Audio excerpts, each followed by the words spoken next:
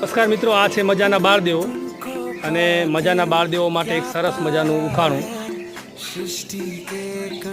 એક ઉખાણું પૂછું ને? સરસ. તો તમારા માટે એક સરસ મજાનું ઉખાણું છે. એકબીજાથી અલગ રહે, એકબીજાથી અલગ રહે, એક ખોવાય તો બીજો કામ ના આવે. તમારે વસ્તુનું નામ બતાવવાનું છે કે એવું શું છે. આ થોડી ખોટો જવાબ છે. વસ્તુ છે, માણસ નથી.